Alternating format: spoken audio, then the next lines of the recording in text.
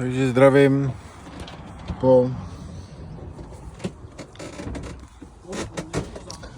nějakých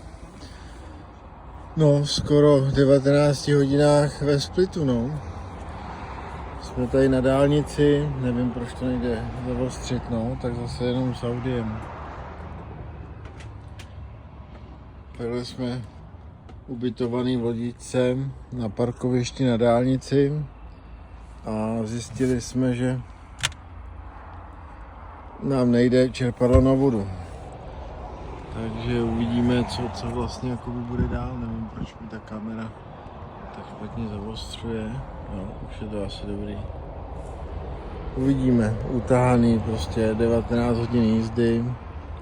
Ale Chorvatsko. Tak video nic moc, obsah tak nic moc, jsou to pouze zprávy. Tak se mějte.